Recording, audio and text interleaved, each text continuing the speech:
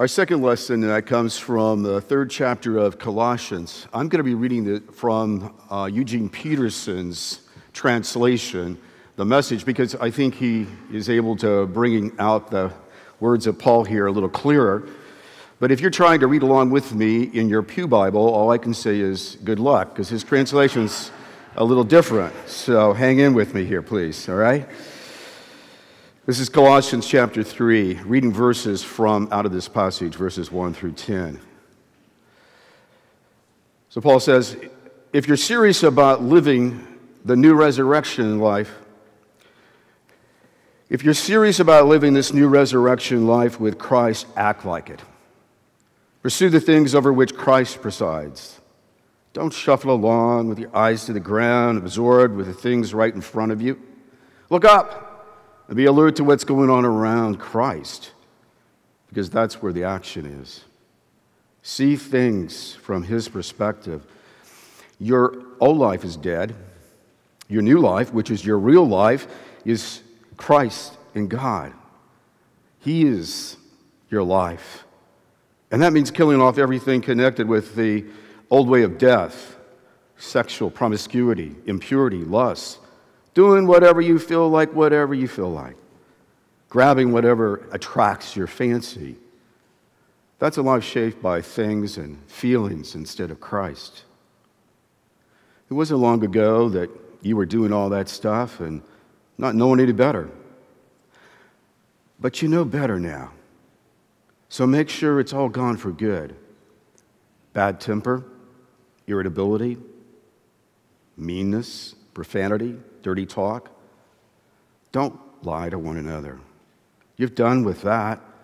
It's like an old filthy set of ill-fitting clothes. You've taken them off and put them in the and now you're dressed in a new wardrobe.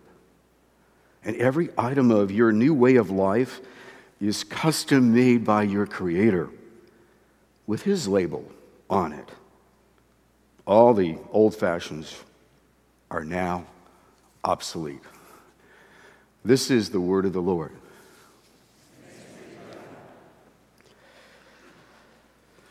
Growing up, I looked forward to Easter every year.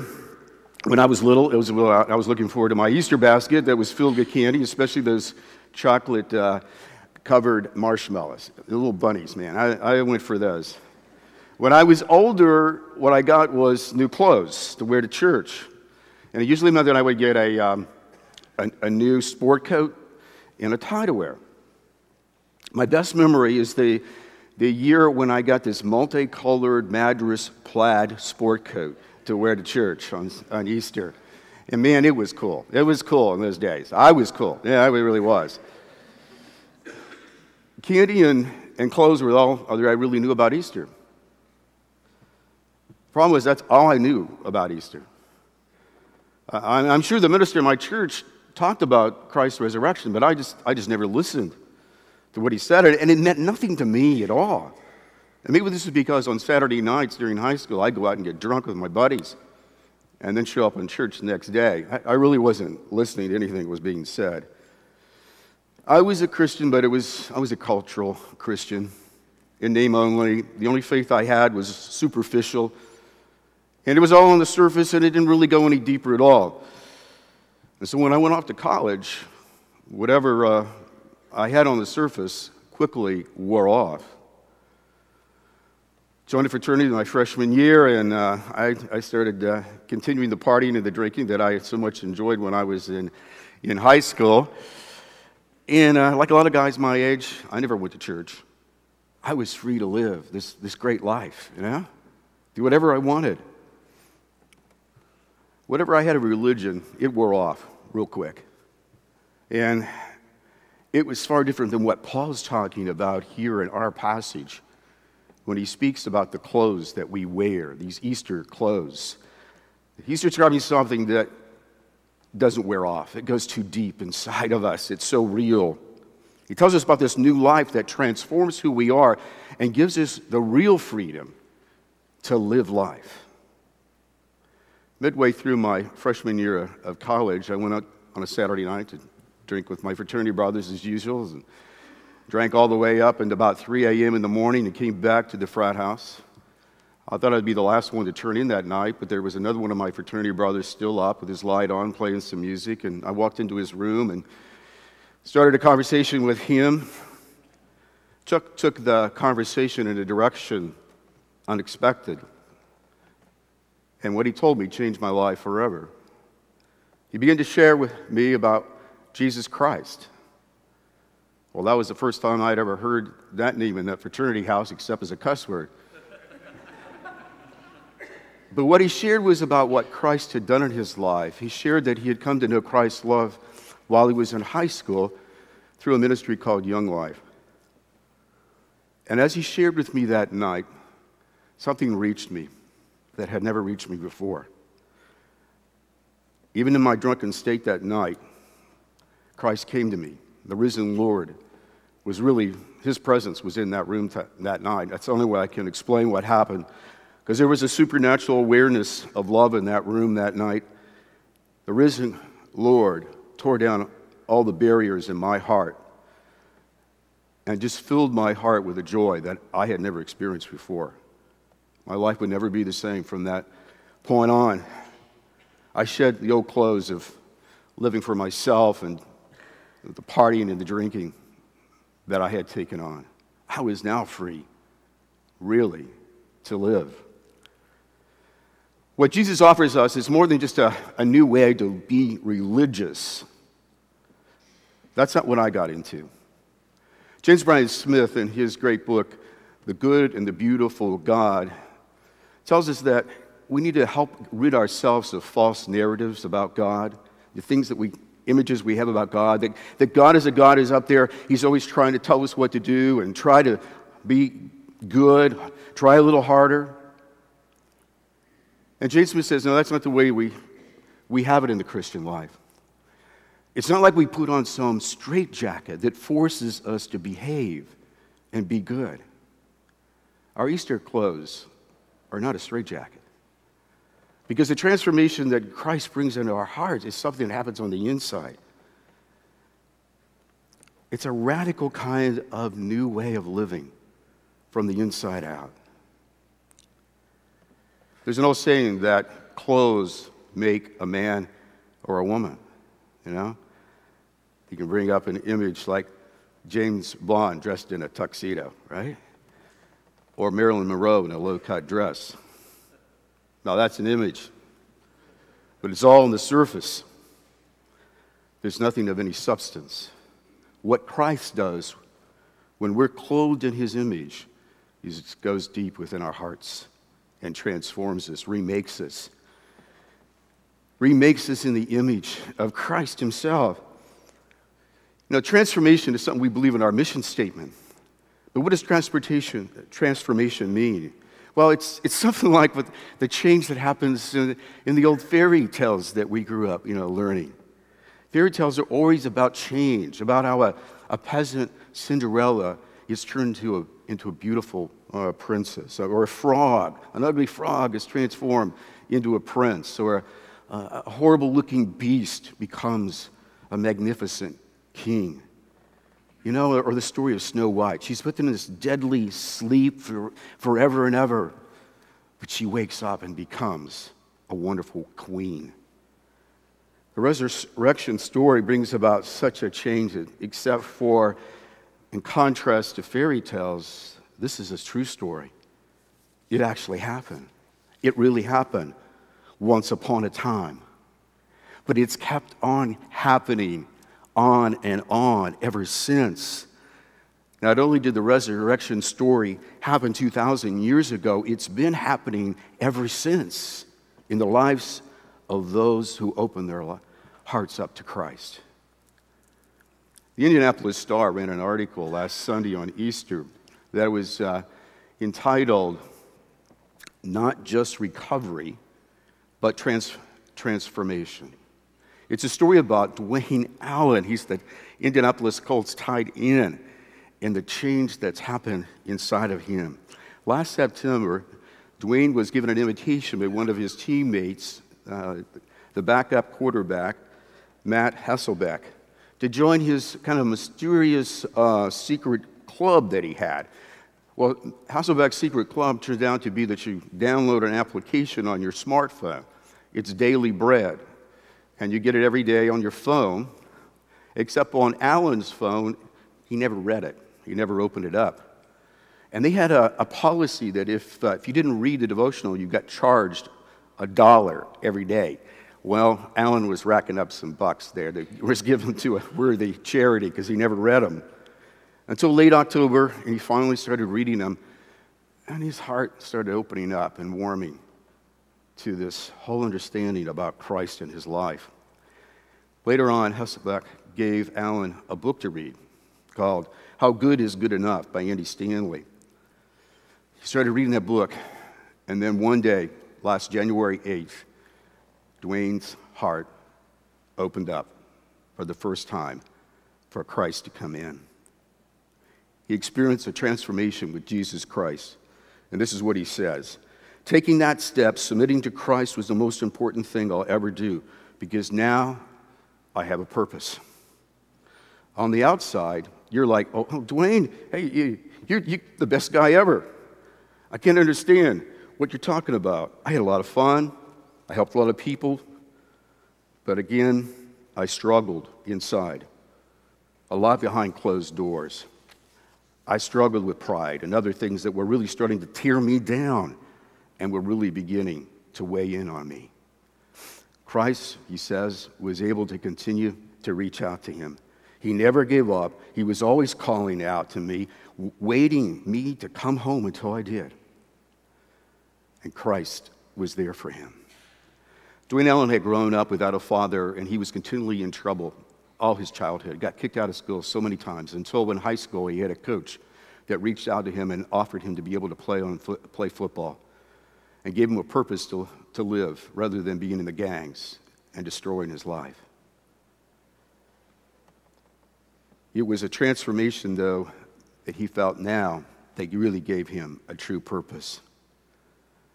Football gave him something to live for, but the temporary things of fame and money, they wear off. But with life with Christ goes on forever. Dwayne Allen may be wearing that same Indianapolis Colts jersey next season, but inside, he's a different man. Christ has brought about a change in his life, a change in his character that's written on the inside. You won't see it outside on the number he wears, but in his heart, it's imprinted with Christ's character. Paul speaks here in Colossians about living this new life, a life that is custom made by our Creator with his label on it, imprinted there. Not Ralph Lauren or Tommy Hilfiger, but Jesus Christ is who we wear. Christian life is based on this resurrection story. It's the most important story. It's the most dramatic story. It's written on our hearts. Eugene Peterson says that we live in story. That's where we really find out who we are. Our lives are a story. We speak in our language out of our heart, out of story. Our souls can't be defined in the naked facts of neurology or biology or physiology. Our hearts can only be described in story.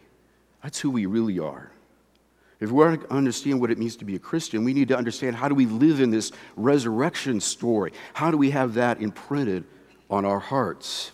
What Christ did 2,000 years ago changes history, changes everything, and it changes our hearts. In the postmodern life we live in today, we're given no ultimate story to live by. Nothing hangs together. It's all a bunch of disconnected, unrelated pieces. And life is just a series of images and emotions with no rhyme or reason. If that's the way it is, as Paul says, if there is no resurrection story, then eat, drink, and be merry, for tomorrow we die, and it's all over. That's it. We cannot create our own storyline to bring us meaning. We have to live in a larger story, Christ's story. Resurrection brings all the pieces of our lives together in one greatest story there ever was told, you know? Only the resurrection story can give us some meaning and some hope to live for. Resurrection is often spoken about at a funeral, about the life that is to come, but the New Testament speaks of resurrection as that which happens now. Paul says, you have been raised up, not you will be raised up.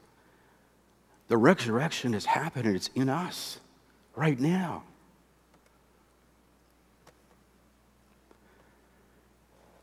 February of 2009, a little baby boy was born in China. He was born with a serious birth defect, and at 6 months old, he was abandoned on a beach somewhere out in the central China. He was found, and then he was put into an orphanage. And after discovering that he had a serious heart condition, at 14 months old, surgery was done to repair a quarter-size hole in 2 chambers of his heart. He was then taken back to the orphanage where he lived there in his next years. But because of his defective heart, he was not able to be adopted. Nobody wanted him. Even though in China, their culture there prizes boys, nobody wanted this boy. His heart condition kept him from being able to run or play, to do very much. Because of the lack of care and nourishment in the orphanage, he was delayed in developing mentally and physically and emotionally. He would be deprived of a normal life, and then at age 16 sent out to live on the streets in a life of poverty. Except God had a plan for him that would transform his life forever. Eric and Melissa Young, when they got married, they both thought, let's have 2 kids and then adopt one. Well, they both felt they were blessed by God. They felt they had the resources in every way, emotionally, and to be able to give a child that had no one to have a family. Well, God blessed them with a beautiful daughter in 2003 and another beautiful daughter in 2005. And yet, they still had that on their heart, that they needed to adopt a child. Adoption is a very extremely difficult process to go through. Oh, it's almost impossible. But they decided to adopt a child from China, and they were even willing to adopt a child with special needs. Every month, one day, at 10 p.m. Eastern Standard Time, China opens it up on the website for children to be adopted. And social workers from all over the world go online to be able to match up a child with a family. And when they're able to, they put a hold on that child. Every month, only a few childs are taken. All of them are gone in about 10 minutes. Eric and Melissa waited month after month to hear a call from the social worker. Finally, they got a call. They had a child for them, and they had 48 hours to give a preliminary hold on this child, to accept or reject him. They were shown one photo of him. And the records indicated this was a child that had a heart condition with special needs. He was a 3-year-old boy that had been abandoned when he was an infant. And because of that heart condition that made him a risk, that's why he was eligible to be adopted outside of China. It was a big risk to take on the responsibility of a child with special needs. You don't know what you're going to be involved with. But they took one look at that photo, and they knew that was their son, that God wanted him to have. And they named him Bennett. It took a tremendous amount of paperwork and frustrations and government background checks and immigration clearances and lots of times of energy. But Eric and Melissa traveled to China in 2011. And after several key miracles, they were able to bring home to Indiana a handsome little boy. And although Bennett was weak and he was underdeveloped and he was malnourished, when he was checked out with Riley Hospital, his heart was found to be fine. Since he's been brought here, Bennett has grown 8 inches, and you will not find a more active and lively, happier 5-year-old at Second Presbyterian Church. I saw him this morning running around here. His life has been transformed because somebody loved him with God's love. You know, our lives without Christ, there was as much need of transformation as a little boy in China. There's a hole in our heart that only Christ can fill. Can we trust Christ to fill that heart, to fill the hole that's there? 2 years ago, while I was down in Florida at a Presbyterian conference, one night alone in my room, I had a violent grand mal seizure that left me on the floor with excruciating pain. When the paramedics arrived, they asked me what hospital that I wanted to go to. Well, with all the pain that I was experiencing, all I could muster up and say was the closest one. So they took me to this little tiny hospital at St. Pete. And they told me after having a CAT scan that I had a crushed vertebrae and great damage to my back, and I was going to have surgery. Well, here I am, down there in a city I have never been to before, not knowing this hospital and not knowing the surgeon, and I was left really with no choice because there was no way I was getting out of this hospital. I was in such excruciating pain, even with morphine. I couldn't get out of there and come back to Indianapolis and find a surgeon. I had to trust that this surgeon was the one God had for me to be able to repair my back. You know, when Christ calls us to believe in him, we got to trust him. He's the greatest physician, though, and we can trust him. He can repair whatever inside of us. He can restore us, and he can heal our souls. He can repair the holes in our hearts. He can restore our crushed spirits, been damaged by this imperfect world that we live in. We can trust him. And so I put my life in the hands of that surgeon. It turned out to be Dr. Kirk Joby, who was one of the best-rated neurosurgeons in the Tampa Bay area. And he repaired that crushed vertebrae. And because of your prayers for me, the surgery was very successful. And after a period of recovery, I became pain-free and full movement.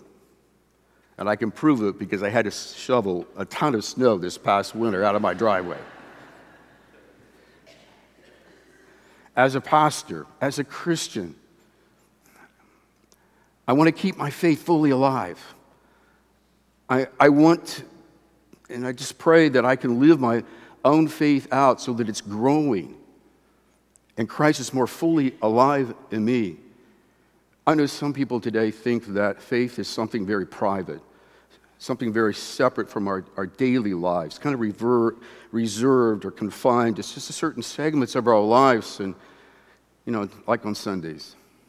But that's not the kind of faith that I want to have. It's too shallow. It's too lifeless. I don't want to merely play the role of a pastor and do religious things. What the world needs are Christians who are fully alive, really living the resurrection life, are showing and radiating Christ's love. What we need are Christians who are seeking to wear their Easter clothes every day and to be able to share Christ's love and share what Christ has done in their lives. Amen.